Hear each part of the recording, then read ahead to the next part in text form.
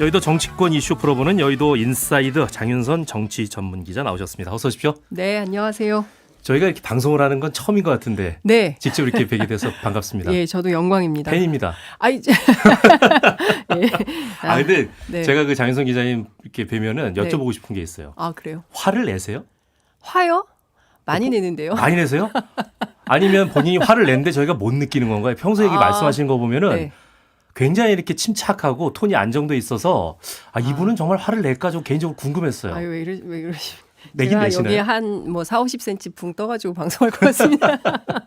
제가 화 많이 내죠. 화가 났는데 또 내지 않는 것도 문제라고 그러더라고요. 전문가분들이. 그래서 궁금합니다. 이렇게 항상 차분하게 말씀을 하셔가지고 에이. 저희가 어떤 사안을 다룰 때 보면은 누구나 공분하는 사안들이 있지 않습니까? 네. 그럴 때도 웃음을 잃지 않고 너무나 이렇게 차분하게 말씀하셔가지고 아이고, 궁금했습니다. 아니에요. 저 화 많이 내는데. 오늘 다뤄들 저희 집- 내용들도 네. 저희 집 아이들이 들으면 야, 이거 엄마 인성 봐라 막 이럴 것 같은데. 그 자제분들한테 제가 욕먹을 이야기를 한 건가요? 예, 그런 것 같습니다. 예. 아무튼 저 일주일 동안 잘 좀 부탁드리겠습니다. 네. 앞서도 잠깐 저희가 다루긴 했는데 그 지난주 윤 대통령이 신임 방통위원장으로 인원관 대외 협력 특보를 지명을 했습니다. 이 후보자 소감을 보니까 가짜 뉴스, 공정한 미디어 생태계 복원, 국제적 신뢰와 인정을 받는 공영방송 이런 이야기들이 나왔는데 당연히 저희 이제 방송하는 입장에서도 귀에 꽂힐 수밖에 없는 얘기들이고요. 맞습니다. 다만 이제 같은 말이라도 이제 누가 하느냐에 따라서 그 이야기의 무게감도 그렇고 신뢰감도 달라질 수 있는데 그렇죠. 이거 어떻게 보셨어요? 우선 이제 가짜 뉴스와 전쟁을 하겠다는 건데요. 누가 가짜 뉴스를 생산하고 있나 이걸 좀 따져볼 필요가 있습니다. 최근에 여러 가지 상황들을 들여다보면 정말 국민들께서 특히 이제 여러 방송을 청취하시는 시청자분들께서 정말 촉각을 곤두세우고 잘 사리 분별을 하지 않으면 속아 넘어갈 수가 있다. 그렇죠. 예, 그런 생각이 좀 들고 그냥 듣기로는 좋아요. 공정한 미디어 생태계를 복원하고 뭐 규제 혁신을 하고 BBC나 NHK 같은 공영방송, 뭐 넷플릭스 같은 뭐 콘텐츠 거대 유통기업 만들겠다. 뭐 나쁜 말 하나도 없죠.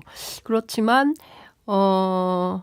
그 행간의 숨은 의미를 좀 따져봐야 될 것 같다라는 네. 생각이 좀 드는데요. 지난 6월에 로이터 저널리즘 연구소가 매년 발간하는 디지털 뉴스 리포트라는 게 있어요. 그러니까 네. 올해께 발표가 됐는데 우리나라 조사 대상 가운데 가장 많은 신뢰를 얻은 언론 매체는 만나면 좋은 친구 문화방송, MBC. 예. 그런가요? 네, YTN이 각각 58%, 55%. 그러니까 MBC가 제일 높았습니다. 58%고요. 네. 그러면 신뢰하지 않는 비율은 어떻게 되느냐? MBC는 20%, YTN은 17%, KBS는 신뢰한다 55, 신뢰하지 않는다 19. 그러면 우리 이동관 특보 후보자께서 지금 뭐 제대로 된 보수들은 지상파 방송 안 본다 이런 주장을 해서 논란이 됐었지 않습니까? 네네. 그러면 이제 소위 이제 대한민국의 보수 언론 대표 기수라고 할 수 있는 조선일보 그리고 TV조선에 대해선 어떤가 신뢰도를 네. 그랬더니 신뢰한다가 조선일보 33, TV조선이 36, 신뢰하지 않는다가 40%입니다. 네. 그 전반적인 데이터를 이렇게 쭉 놓고 보면 우리 국민들이 매의 눈으로 이렇게 평가하고 있는 거거든요. 그렇죠. 그럼 그렇게 특별히 문제가 없어 보여요. 네네. 거기서 어떻게 하면 더 공영성을 담보할 것인지, 그리고 뭐 특히 자본 권력, 그리고 국가 권력에 의해서 휘둘리지 않고 국민을 위한 방송을 잘 하면 되는데 이걸 지금 뒤집어 놓겠다는 게 네. 이동관 후보자의 주장 아니겠습니까? 2019년도에 6월 6일, 6월 24일 두 차례 극우 유튜브인 신의 한수에 출연을 해서 신혜식 대표하고 대담을 했는데요. 보수를 떠받친 몇 개의 축이 있는데 그중에서 첫 번째가 보수 언론 보수 언론. 꼽아요. 다음이 재계, 그리고 공무원, 경찰 뭐 이런 수준으로 얘기를 하거든요. 그러니까 어떻게 우리 언론 공영방송을 재구성하려고 하는 것이냐. 그러니까 소위 얘기하는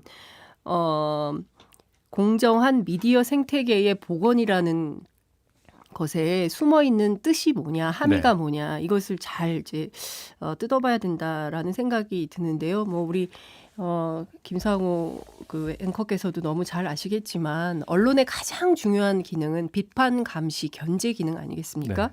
근데 그렇지 않은 언론을 만들려고 한다면 일종의 이제 무슨 정권의 나팔수, 홍보맨 뭐 이런 방식의 언론을 그리고 잘못된 것은 덮고 제대로 된 보도는 못하게 하는 방식으로 한다면 상당히 심각해질 수가 있겠다라는 생각이 좀 듭니다. 그러니까 제가 중국에 한 3년 살다 왔는데요. 중국은 사실은 표현의 자유, 언론의 자유가 없어요. 네. 예, 그러니까 아침 딱 7시가 되면 우리 옛날에 박정희 정권 시절에 저 어릴 때 애국가부터 나오잖아요. 그래서 안다고 얘기를 해야 되나요, 저도? 아니 죄송합니다. 예. 그 막 길거리 가다가 5시에 딱 서가지고 국기에 대한 경례하고 국기 이런 하강식이 있었죠. 그런 거 있었지 예. 않습니까? 그런데 그런 걸 지금도 하고 있거든요, 중국은. 그런데 이제 그래서 중국에서 뭐 그런 그 지식인들 사이에서는 땡시 뉴스 뭐 이런 말들 자기들도 하거든요. 그러니까 네. 우리도 그런 식으로 하겠다는 건지 언론을 제대로 된 언론을 만들려고 한다면 지금처럼 저 같은 사람도 나와서 얘기하고 할 수 있어야 되지 않습니까? 그런데 이제 안 되는 방향으로 간다고 한다면 우리 언론의 시계를 과거로 퇴행시키거나 역행시키려고 하는 거 아니냐. 그런 차원에서 언론 현업 단체들 그리고 언론 노조 그리고 야당인 민주당 이런 데서 지금 반대를 세게 하고 있는 것 같고요. 네. 이동관 후보자 지명을 막아내겠다고 하는데 쉬워 보이진 않는다라는 생각이 좀 듭니다. 그 여담입니다만 만화 좋아하세요? 만화? 만화요? 예. 네. 강풀 작가 아시죠? 네, 알죠. 잘 알죠. 그 강풀 작가 작품 제가 굉장히 좋아하는데 예, 강풀 예. 작가의 작품 보면 이제 거기에 초능력자들 많이 나오죠. 예. 뭐 무빙이라던가 예, 예, 이런 예. 게. 거기에 보면 이제 타임 리와인더가 나와요. 시간을 거스르는. 네. 근데 재밌는 거는 제가 강풀 작가를 굉장히 좋아하는데 제 개인적인 SNS도 잠깐 올리긴 했었는데 보면은 사실 일상에서는 만날 수 없는 캐릭터들인데 네. 굉장히 친근해요. 마치 진짜 있을 것 같아요. 네. 그런데 재밌는 거는 네. 저희 정치권을 보면 저희와 동시대에 같이 있는 사람들인데 저 사람들이 현존하는 실존하는 사람들인가 싶은 맞아요, 맞아요. 초능력자인가 네. 싶은 이런 분들이 그렇죠. 꽤 많아요. 맞아요, 맞아요. 요즘에 그 정치권 보면 그런 느낌 진짜 많이 드는데. 그런 야, 이 와중에 어떻게 저런 행동을 하지라는 그렇죠. 생각이 들잖아요. 예, 이를테면은 양평 고속도로로 난리가 났는데 리투아니아에서 명품 쇼핑을 한다거나 이런 건 좀 상상하기 어렵잖아요. 그 기본적인 상식으로는. 근데 이제 그런 게 되는 분들인 거죠. 그러니까 그래서 굉장히 제가 특이한 상식이 상황이다. 없는 거나 아니면 뭔가 저 부족한 건지. 아니요. 그게 아니라 저는 국민들이 보기에도 사실은 저희들이 그냥 일개 국민들이니까 네.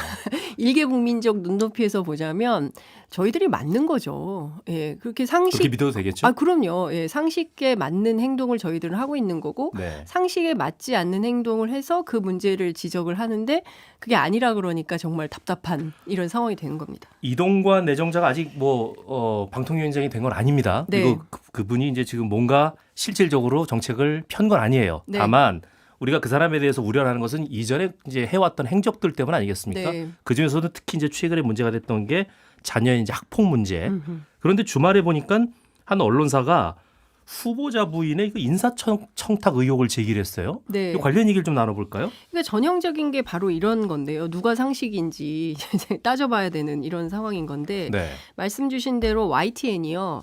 2013년도에 있었던 그 사건 관련된 판결문을 입수해서 보도를 한 판결문이요? 겁니다. 예, 네네. 판결문. 그러니까 지금 네네. 보면 판결문을 법무부도 오독하거나 한동훈 법무부의 업무 추진비 관련해서도 마찬가지고 네네. 뭐 이 건도 비슷한 것 같은데 제가 조금 더 설명을 좀 드리자면 네. 이동관 후보자의 부인은 부인이에요. 그러니까 뭐 그분이 무슨 공직을 갖고 네. 있거나 그런 일반인이신 거죠? 일반인인 그냥? 거죠. 네네. 그런데 이분이 이제 인사청탁을 받은 이런 상황인 건데요. 2009년 11월에 A 씨로부터 어떤 C라는 사람의 이력서를 받고 그다음에 이제 2달 뒤인 2010년 1월 중순에 그 수건이 든 쇼핑백 안에 봤더니 2천만 원이 들어있더라. 네. 그래서 그거를 그날 밤에 돌려줬다. 뭐 이런 내용인 건데요. 핵심은 뭐냐면 이동관 후보자가 당시 당연직 위원으로 있었던 G20 준비위원회 홍보기획단장으로 나를 좀 넣어줘라. C씨가. 그래서 이제 A씨한테 청탁을 받고 A씨가 이동관 후보자 부인한테 2천만 원이 든 봉투를 건넸는데 그걸 받고 바로 돌려줬다라는 게 이게 뭐냐면 경찰 조사 결과 확인된 거고 그게 판결문에 들어간 거거든요. 그래서 이걸 보도를 했어요. YTN이. 네네. 그랬더니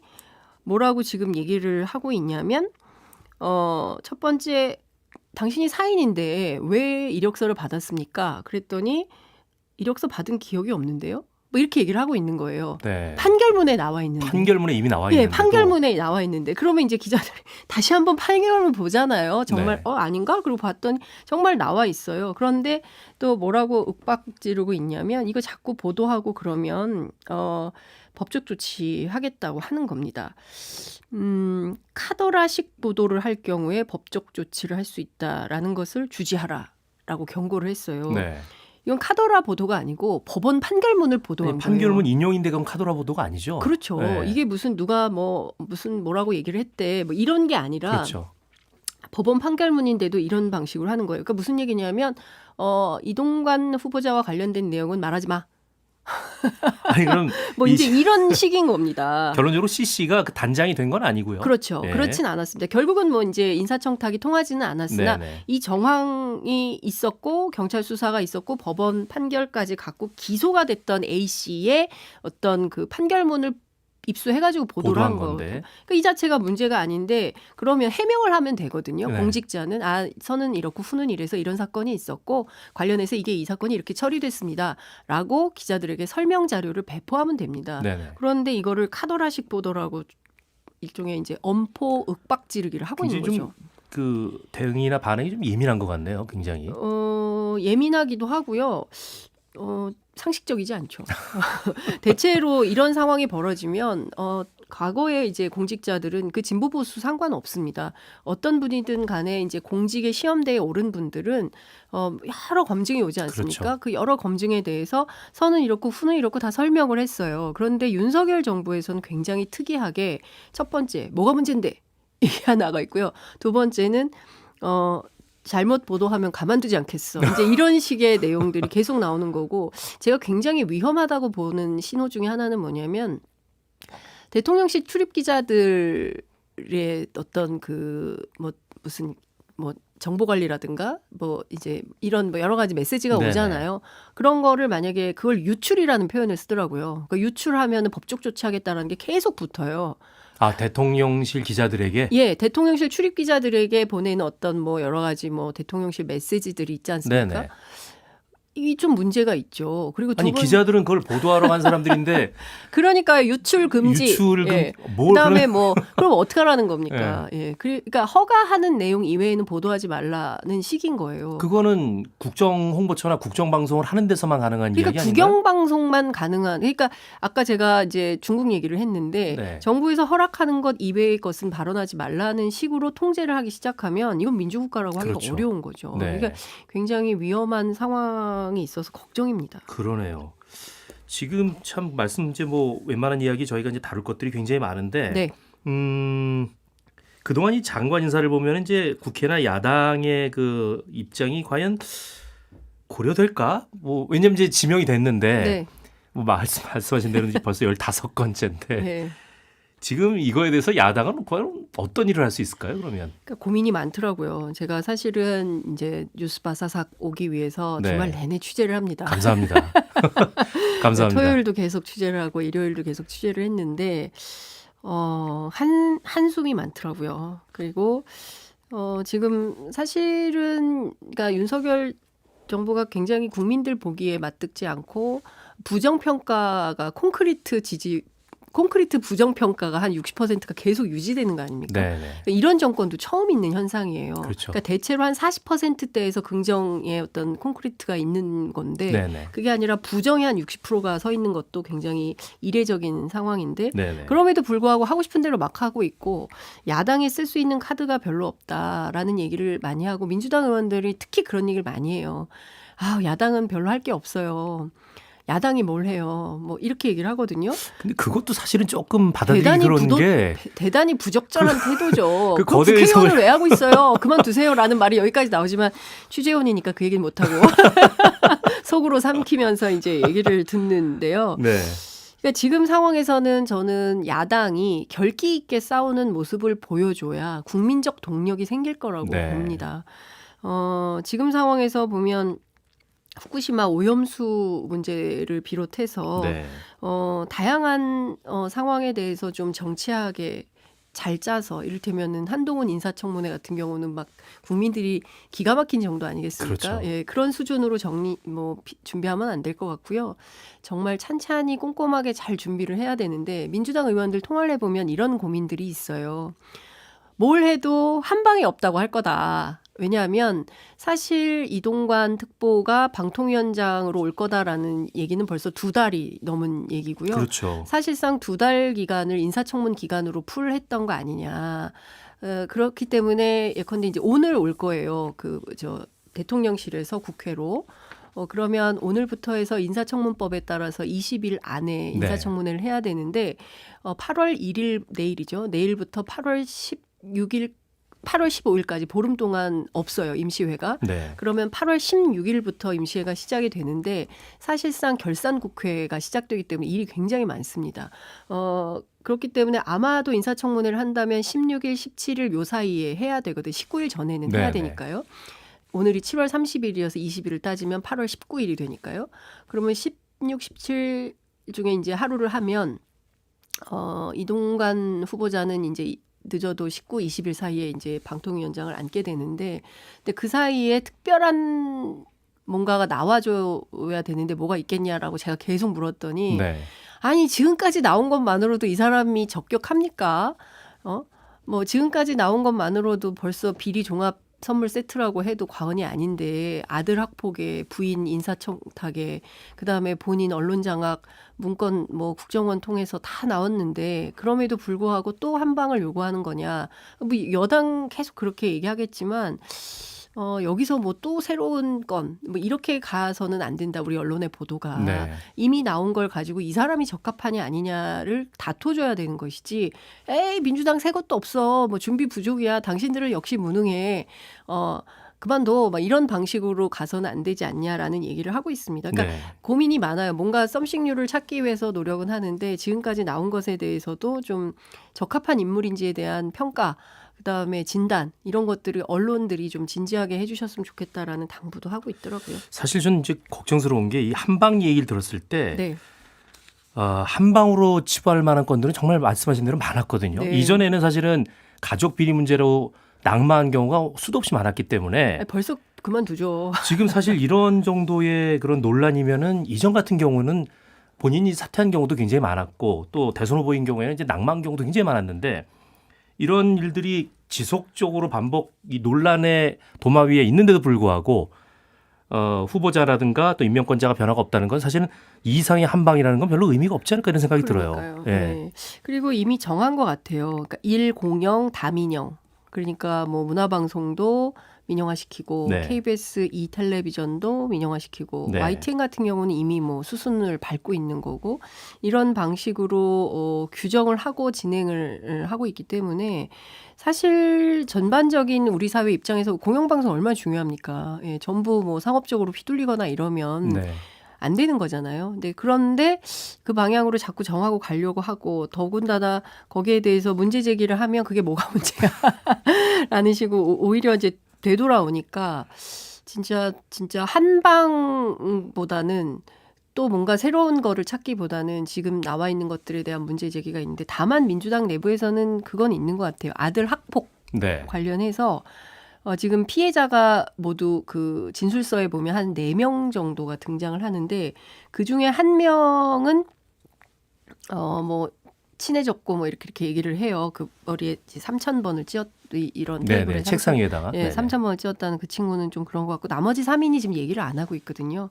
그래서 이제 피해자들을 접촉을 하고 있는데 피해자들이 사실은 이 트라우마가 굉장히 심해서 저도 그 교사들도 취재하고 뭐 이렇게 막 취재를 해봤는데 너무 끔찍한 거예요.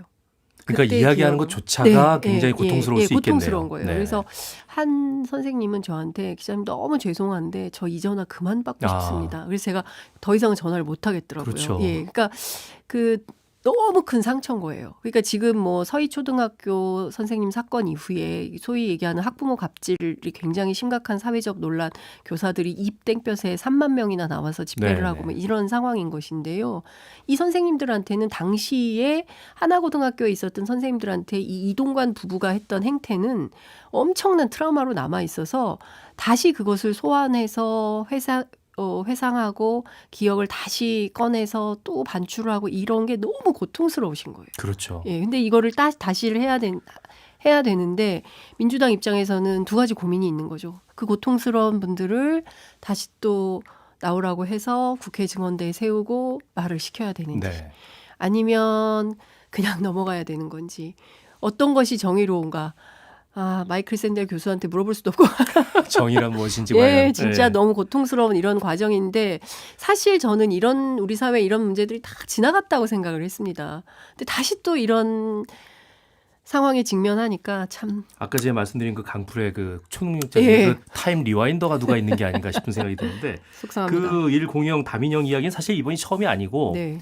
전 정권에서도 있었던 이야기거든요. 그게 이제 다시 되풀이되는 게 우리 어떻게 보면 이제 그 안타까움일 수 있는데 그러다 보니까 결국은 이제 지금 왜 그러면 공영방송이 항상 이렇게 논란의 이제 중심에 설 수밖에 없느냐. 네. 거기에는 지금 논란의 그 중심이라 할 수 있는 사실 이제 방통위가 있고 방통위가 실제로 선임권을 갖고 있는 네, 이제 지배구조 그 맞습니다. 위원들 문제가 네. 사실은 저희가 논의를 안 할 수가 없는 맞습니다. 부분인데 예. 지금 현재 이제 방송통신위원회 이 김효재 위원장이 직무 대행으로 있는데 김현 상임위원하고 같이 8월 23일에 임기가 끝난다면서요. 종료되죠. 예. 그렇다면은 지금 이제 이 구성원하고 임명과 관련해 가지고 저희가 과연 손볼 곳이 없는지 만약에 볼 곳이 있다면 앞으로 이제 어떤 식으로 수정 보완해야 될지를 사실 본격적으로 논의를 해야 되거든요. 항상 같은 논란의 반복을 우리가 막기 위해서는 사실은 이제 제도적인 정비가 굉장히 필요한데 네. 고통스럽더라도 해야 되는 부분인데 요 얘기를 좀 나눠보죠. 지금 그 위원 구성부터 먼저 좀 짚어주세요. 네. 방통위 위원 모두 5명인데요. 위원장 네. 포함해서. 그러니까 한 명은 대통령이 지명하고 나머지는 국회가 추천을 하는 나머지 4인에 대해서 야당, 여당 이렇게 이제 추천을 네네. 하는 하나는 대통령이 추천하고 뭐 이런 건데요. 우선 저는 그 지배구조 개선 문제와 관련해서 이 말씀을 안 드릴 수가 없는데요. 민주당 정권이던 네. 문재인 정부 시절에 그 언론들이 그토록 요구했던 그 공영방송 지배구조 개선과 관련된 법안을 통과시켰어야 됐습니다. 꾸준히 그것에 대한 그 요구가 있었죠. 예. 네. 그때 했었더라면 지금 이런 문제가 안 생기죠. 그렇죠. 예. 그런데 그때 그 개혁을 하지 않고 지체시켰기 때문에 지금 이 상황에서 또 이렇게 언론인들이 네. 경우에 따라서는 거리에 또 나와서 주장을 하지 않을 수 없는 이런 상황으로 내몰리고 있다. 그 점에 대해서 저는 민주당이 반드시 반성을 해야 된다라는 말씀을 좀 꼭 드리고 싶습니다. 네. 그리고 또 하나는 지금 말씀드린 대로 5명이 이제 합의제로 하는 행정기구, 의결기구 이렇게 볼 수 있는데 지금 3명이 하고 있어요. 지금 상황에 다 이제 그만두고 그 지난 5월에 그 대통령 추천받은 이상인 위원이 있고요. 네. 그다음에 그 문재인 정부 때 임명됐던 그때는 야당이었던 지금은 여당인 김효재 위원. 김효재. 예, 그때는 여당이었고 지금은 야당인 김현 위원. 이렇게 네. 3명이 있는 거예요. 네, 네. 그러니까 2대1 구조죠. 그러니까 대통령하고 여당은 이제 한 편이라고 볼 수 있으니까 김효재 이상희는 2고 그다음에 김현 1 이렇게 되는 거예요. 되게 많은 분들이 놀라워하시는 게 네. 방통위가 그렇게 많이 그 사람들 세간에 회자되는데 그 위원수가 지금 이거밖에 안 돼? 그러니까 한 30명은 되는 줄 알았는데 너무 조금이다. 그러니까요. 예. 그래서 사실은 뭐 여러 가지 전술적 논란이 있긴 한데 중요한 포인트는 이런 것 같아요. 지금 2대1 구성이 되니까 그 김효재 위원이 연배가 많아가지고 나이 순에 따라서 위원장 네네. 직무대행을 하고 있는데요. 3인 체제에서 막 하는 거예요. 첫 번째 KBS 수신료 분리징수. 네네. 그다음에 KBS 이사장 해임 문제. 뭐 이런 것들을 쭉쭉쭉 해나가는 거죠. 뭐 김현 위원이 중간에 뭐 밥도 굶고 뭐 이렇게 했지만 별로 의미가 없는 거예요. 그러니까 언론노조에서는 다 그만둬라. 네. 뭐 이런 얘기를 하고 아예 무력화시키자라는 주장도 지난 25일 날 성명을 통해서 발표를 하고 있긴 한데요. 여기서 중요하게 짚을 수밖에 없는 포인트가 있으니 지난 3월 30일 날 국회 의결 절차를 마무리한 야당 추천 위원이 있어요. 바로 이제 최민희 위원인데요. 네. 이분이 지금까지도 임명장을 못 받고 있습니다. 그러니까 원래대로 한다면 2대2 구조가 돼요. 그렇죠. 그러니까 김효재, 이상인, 김현, 최민희 이 구도가 되는데 사실 이것도 말이 안 되는 거거든요. 그 국회에서 의결까지 끝났으면 대통령이 임명장을 줘서 네. 일을 할 수 있도록 해야 되는데 임명장을 안 줘요. 그리고 결격 사유가 있다고 주장을 합니다. 결격 사유가 뭐냐면 한국정보산업연합회 상근 부회장직을 맡았던 것이 문제다라고 하는데요. 네. 실제로 요건과 관련해서는 이해상충 문제가 있는지 임명하기 전에 민주당에서 이분을 추천하기 전에 국회 과방위 야당 간사인 조승래 의원실에서 이거를 방통위에 물었다는 거예요. 네, 그래서 네. 답변을 받았는데 이해상충에 문제 없어요. 추천해도 됩니다라는 답변을 받은 거예요. 네. 그래서 이분을 했던 건데 다시 법제처가 아니야. 유권 해석 다시 해봐야 돼. 라고 하면서 보류한 상태에서 지금까지 답이 없어요. 네. 통상 그 법제처로 가져가면은 한 30일에서 그러니까 한 달 정도 걸린다는 거예요. 근데 지금 벌써 넉 달이거든요. 7월 31일이잖아요. 네, 네. 그러니까 딱 오늘로 해서 넉 달 동안 임명을 안 하고 있는 겁니다. 그러니까 2대1로 그러니까 최민희 위원은 임명을 안 하면서 2대1 구도를 만들어서 맘대로 하고 있는 이런 상황이 되는 건데 자 그럼 여기서 최민희 위원은 임명을 안 하고 있고 제가 여당 쪽에 물어봤어요. 왜 최민희 위원 임명을 안 합니까? 그래도 네. 국회에서 의결까지 했는데 해야 되는 거 아닙니까? 근데 제가 정말 놀라운 반응을 들었습니다. 아, 그래요? 예. 아니 대통령이 꼭 임명해야 된다는 법이 있어요? 아, 그건 무슨 태도인가요, 그거는? 아니, 국회에서 의결했다고 대통령이 꼭 임명해야 돼요? 아니, 국회는 국민들의 의견을 대변하는 기구이고 또 삼권의 한 축을 이루는 그런 공식적인 대표 기관인데 근데 거기에서 어쨌든 결정된 사안을 그렇게 입법부에서 결정된 사안을 행정부에서 일방적으로 그렇게 그냥 뭐랄까 외면할 수가 있는 건가요? 근데 그러고 있죠. 왜냐하면 지금 이제 저는 거기서 굉장히 저는 심각한 문제, 그 태도가 이런 거예요. 아니 대통령이 뭐 국회에서 의결하면 꼭 해야 돼요? 그 법 있어요? 뭐 네? 네. 저는 약간 제가 이제 당황해가지고 저도 똑같이 당황했어요. 그래서 네 가만 있어봐 법이 없나? 막 이런 걸 따져보기도 하고, 그러니까 제가 그때 어땠냐면요, 저 스스로를 제가 자기 검열을 하게 되더라고요. 내가 뭘 잘못 알고 있나? 네, 내가 잘못 알고 있나? 법이 없는데 내가 있다고 우기나? 막 이제 이런 생각을 하게 되는 거예요. 누군가 세게 나오면 네. 바른 말을 해도 그런 태도가 됩니다. 그러니까 우리가 쫄면 안 되는데 자꾸 쫄리고 있습니다. 그러니까 지금 상황이 이제 이런 상황으로 가고 있는 거예요. 네. 그러니까 지금 그러니까 앞서 말씀드린 대로 그러니까 국회에서 의결을 했지만 임명하지 않은 상태에서 2대1 구도를 만들어 놓고 그러면 이제 제가 앞서 말씀드린 대로 이제 8월 20일경에 저 누굽니까? 이동관 후보가 이제 위원장으로 취임을 네. 하게 되면 뭐 인사청문 보고서 당연히 채택을 안 할 것이고 그거 상관없이 하겠죠. 뭐 김용호 장관도 그렇게 했으니까 네네. 그럼 8월 20일 날 들어오면 8월 23일 날 이 두 분이 나가잖아요. 김효재, 그렇죠. 김현이 나가면 이상인 위원하고 누굽니까?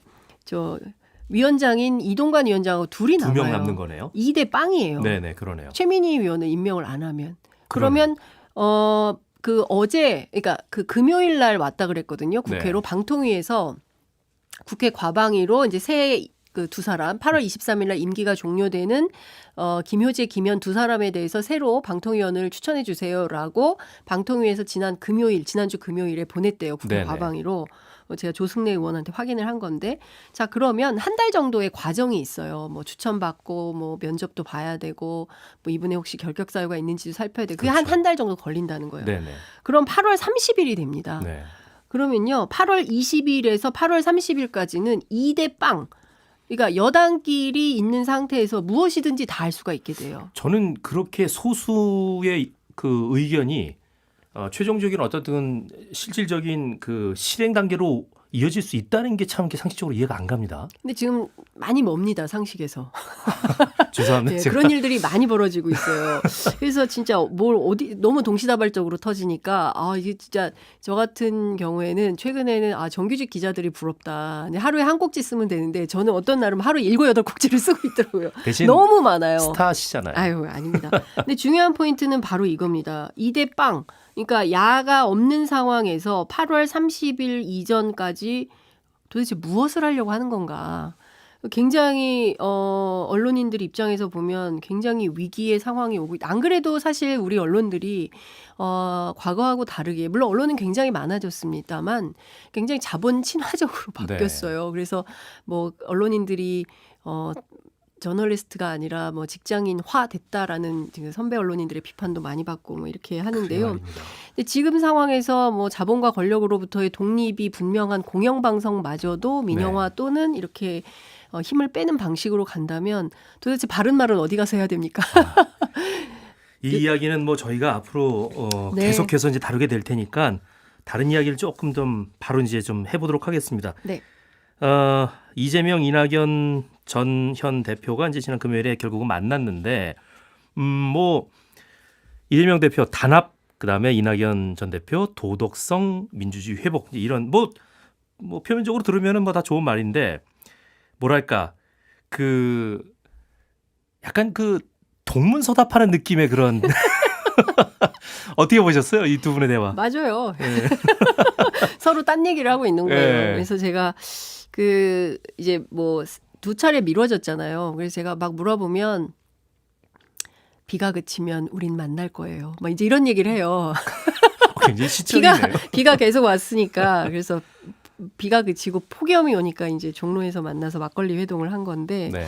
사실 민주당 여러 뭐 비명 친명 뭐 또 뭐 전혀 다른 외딴 뭐 혼자 독불장군으로 하는 여러 의원님들한테 제가 이제 물어봤습니다.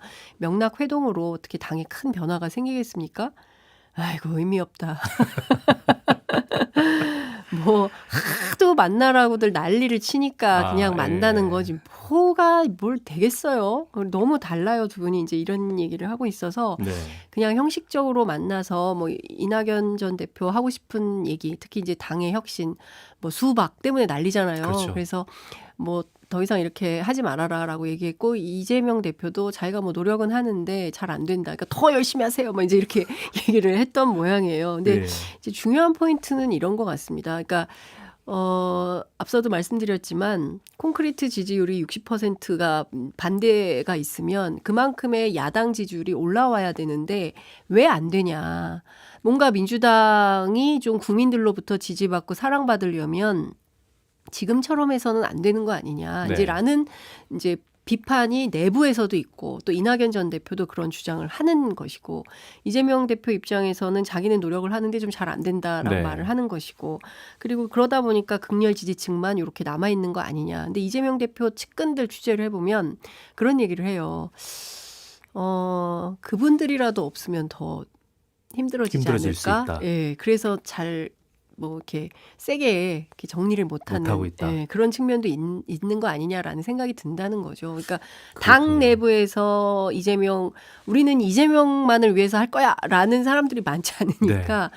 바깥에라도 당원들의 지지라도 갖고 있어야 심리적인 안정, 위안 뭐 이런 게 되고 그게 동력이 돼서 정책을 할 수 있는 기반이 되는 거 아니냐라고 솔직한 얘기를 하고 있기도 합니다. 이재명 대표 지금 말씀하셨으니까 좀 조금 더 그 관련 얘기를 좀 나눠볼까요? 네. 그 대북 송금 관련해 가지고 이화영 전 경기도 평화부지사가 좀 얘기를 번복을 하고 있어요. 8월 8일에 맞아요. 다시 재판이 있다고 하는데 요 얘기 좀 정리 좀 해주세요. 제가 여기부터는 단독입니다. 아 그렇습니까? 네, 제가 그 뉴스 바사삭을 위하여 입국 아무데도 말하지 않고 예. 여러분 뉴스 바사삭 단독입니다. 저희 네. 장윤선 기자. 예. 네, 오로지 뉴스 바사삭을 위해서만 얘기하는 것입니다. 감사합니다.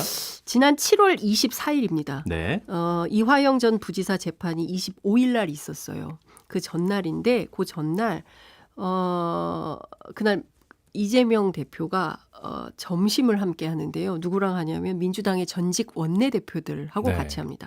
오실 수 있는 분들 다 오세요 했는데 참석한 분들도 있고 참석하지 않은 분들도 있습니다. 그렇지만 제가 취재원 보호 때문에 누가 참석했다는 말은 하지 않겠습니다. 알겠습니다. 자, 이분들 사이에서 무슨 얘기가 있었냐면 밥을 막 먹는데 이재명 대표가 아무도 묻지 않았는데 꺼낸 얘기가 있습니다. 이화영. 아 그래요? 네. 직접. 이화영 전 부지사. 제가 이거를 3-4분 크로스 체크를 했습니다. 네. 혹시 아니라고 나중에 발뺌할까 봐. 아 그럼 이제 요건 저희가 믿고 들을 수 있는 네, 얘기네요. 그렇습니다. 네네. 아니 제가 프리랜서 기자니까 자꾸 저의 신뢰도를 안 믿는 사람들이 있어요. 여기 뉴스 그래서- 바사삭 소속이라고 예. 하세요. 그럴까요? 네.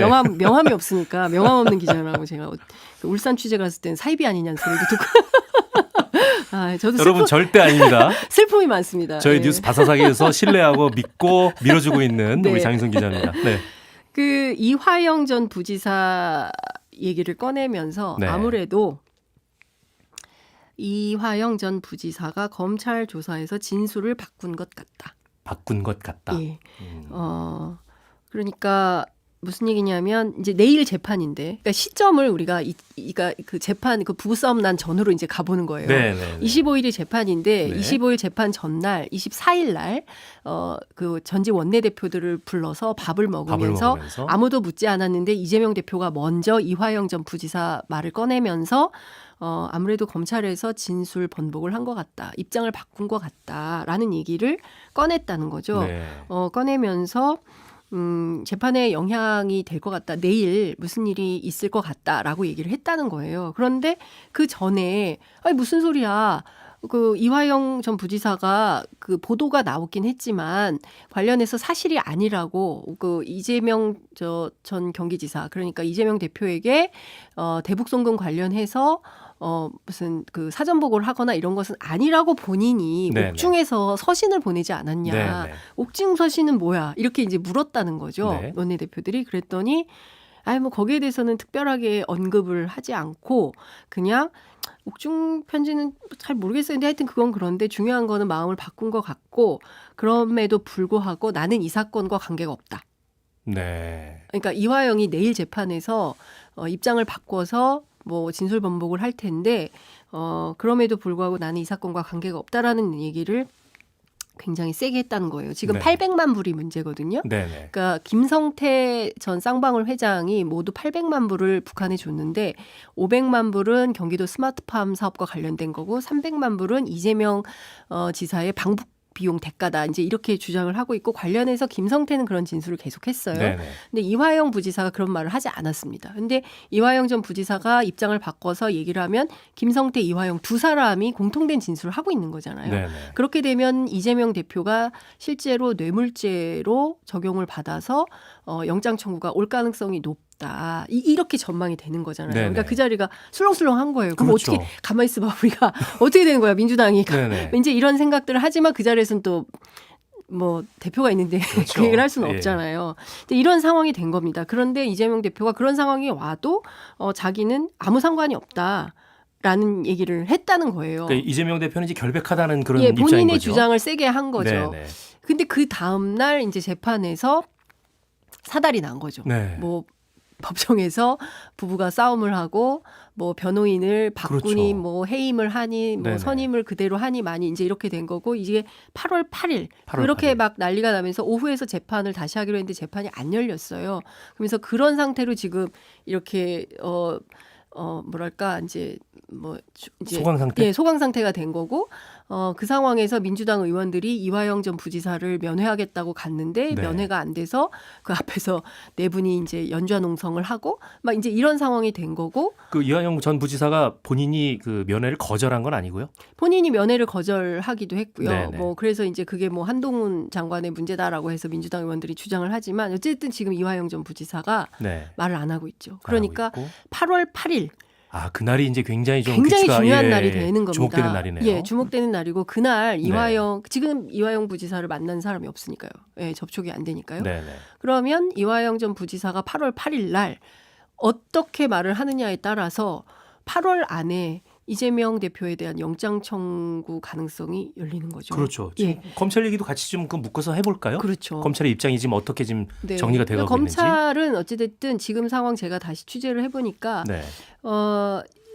이제 중요한 것은 두 사람의 진술이 있다 하더라도 증거가 있어야 되거든요. 그렇죠. 증거가 없으면 사실은 뭐 구속 수사나 이런 게 어렵잖아요. 그리고 법원에서도 영장이 청구될 가능성이 없고 네. 그렇기 때문에 검찰 입장에서는 지금 그야말로 경기도를 샅샅이 근데 압수수색 그동안 사실 계속 해왔는데 해왔지 않나요? 예. 계속 그러니까 그 김동연 지사가 세상에 일을 해야 되는데 검찰이 진치고 아예 사무실까지 들어와 가지고 앉아 있으면서 매일 이렇게 하고 있으니 우리가 일을 어떻게 하냐 이제 이런 비판을 막 그 속내를 드러내 놓기도 했었는데 네. 지금 검찰은 경기도를 샅샅이 털어서 찾고 있다는 거예요. 증거를. 그래서 두 사람의 진술 거기에다가 물증까지 찾아내면 빼박이다라고 네. 보고 거기에 포커스를 맞춰서 검찰은 수사망을 넓혀가고 있는 겁니다. 그래서 제가 또 민주당에 물었어요. 이재명 대표 핵심 측근에게. 네. 검찰이 이렇게 하고 있는데 민주당은 어떤 입장이냐. 이재명 대표가 그럼 8월 안에 구속 가능성이 있는 거냐. 네네. 그랬더니 택도 없는 얘기다. 택도 없는 얘기다. 왜 그렇게 생각하십니까? 그랬더니 경기도 공무원들이 바보가 아니다. 무슨 얘기냐면 실제로 그런 사실이 없기 때문에 없는 사실을 만약에 그 검찰이 협조해서 했다가 나중에 혹시라도 자기가 뭐 직권남용이나 이런 걸로 걸릴 수가 있는데 그렇게 하겠냐. 그렇게는 안 할 것이다 라고 주장을 하고 있습니다. 그런데 이 혼란이 계속되니까 민주당 안에서는 그리고 민주당 밖에서도 이른바 뭐 이재명 대표의 거취 문제를 가지고 뭐 이러저러한 여러 가지 공학들이 이제 그렇겠죠. 나오고 있는 이런 상황이 된 겁니다. 그런 그 거취 문제 이전에 일단은 만약에 검찰이 이제 구속영장을 청구한다. 그럼 이제 국회에서 민주당 의원들의 이제 대응이 저희가 궁금해지는데 네. 사실 혁신위 권고로 결국은 물론 단서가 있습니다. 정당한이라는 단서가 있는데 불체포 특권 포기에 대한 것들을 과연 그때 적용이 될 수 있을 것이냐로 이제 또 한번 시끄러울 것 같거든요. 네. 어떻게 보세요, 이거는?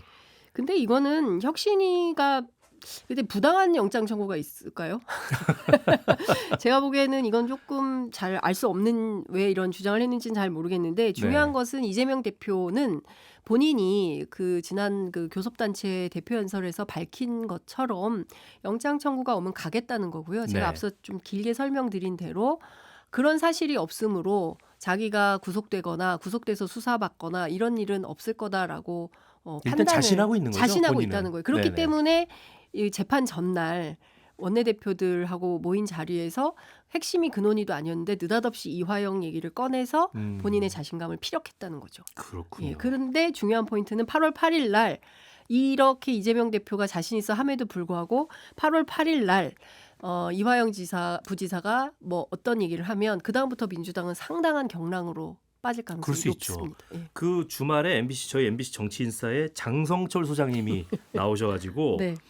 이재명 대표가 10월에 사퇴하고 전당대회를 열어서 김두관 의원을 새 당대표로 선출한 뒤에 내년 총선을 준비할 것이다. 이런 얘기를 했다는데 이게 가능성 있는 얘기인가요? 그러면? 그러니까 장성철 소장 때문에 빡세게 또 주말 사이에 취재를 했잖아요. 다 전화를 했습니다. 아 진짜. 결과가 어떻게 됐나요? 그래서 결과는 네. 그 근거가 없어요. 근거가 없나요? 네, 근거가 없는데 뭐 오늘 아침에 김태현의 뉴스 정치쇼인가? 네, 정치쇼에 출연해가지고 김두관 의원 K가 김두관이잖아요. 중진 K. 네네. 그래서 제가 다 통화를 했어요. 김두관 의원하고도 통화하고 그리고 김두관 의원의 동생 김두수 시대정신연구소장 네. 이분하고도 통화를 했는데 그 1%도 사실이 아니다라고 1%도? 얘기를 하고 있습니다. 단호하네요. 예, 그리고 김두관 의원 같은 경우에는 그럼 혹시 내 보좌관들이 누가 얘기했나 싶어가지고 다 물어봤대요. 근데 네. 아무도 장성철 소장을 접촉한 사람이 없고 그리고 그 김두관 의원 입장에서는 지금 너무 뜬금없는 소리고 그리고 어떤 기자는 자기한테 전화해서 당신이 자가 발전해서 흘린 거 아니냐 그런데 미치겠다는 거죠. 너무 억울하다. 그리고 자기가 그렇게 하고 싶은 생각이 있었으면 상임위원장이라도 맡았을 텐데 지금 경남 양산 굉장히 위험하대요. 내년 그래요? 총선 앞두고 PK가 상당히 어렵다는 겁니다. 어. 그래서 자기는 그 부울경 지역을 책임지고 있기 때문에 경남 도당위원장으로서 그래서 이 지역을 위해서 하고 있는데 무슨 내가 뭐 그런 걸 맡아서 하냐. 그리고 40명인데 40명이 모였다는 거잖아요. 김두관 밑에.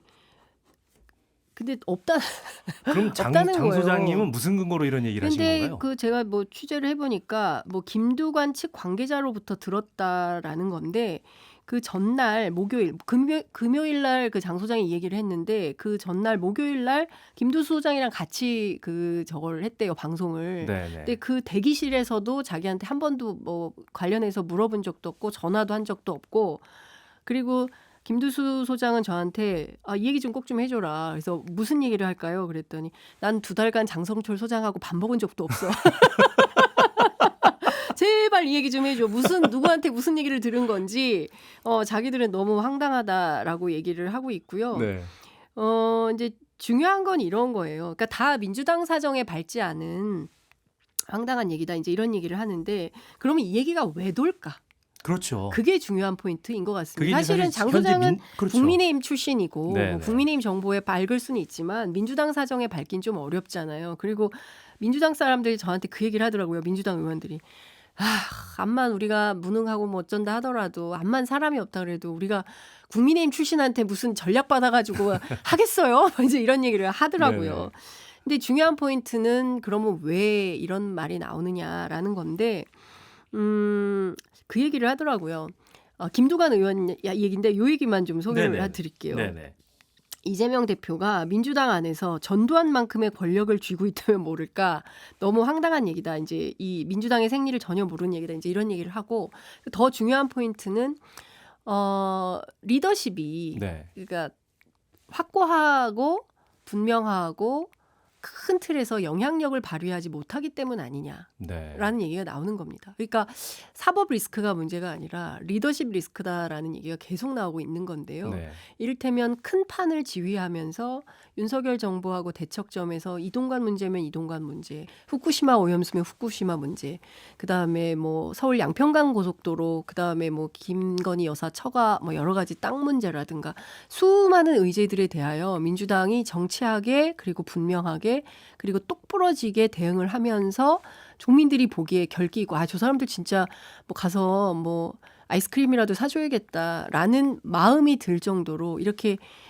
감흥이 생기는 그런 정치 네. 이런 거를 못 보여주고 있는 거 아니냐. 네. 그러니까 대표가 뭔가를 좀 헌신하고 내려놓고 막 좀 세게 붙으면 그러면 국민들이 지지가 모이고 할 텐데 지금 역대 최저 지지율로 떨어지지 그렇죠. 않았습니까? 그러니까 이 상황을 돌파하기 위한 뭔가 뭐 처방전 이런 게 필요해서 그랬나? 뭐 그래서 장 소장이 얘기했나? 뭐 이런 아니 얘기도 그럼 들립니다. 끝으로 장 소장님한테는 확인했나요? 어디서 이런 얘기를 들었는지? 장성철 소장한테요. 네네. 제가 오늘 저녁에 뉴스아이킥에 같이 출연하거든요. 아 그래요? 예, 그때 제가 물어보겠습니다. 저 오늘 MBC 라디오 그 뉴스아이키 많은 청취 부탁드리겠습니다. 야, 이게 예고까지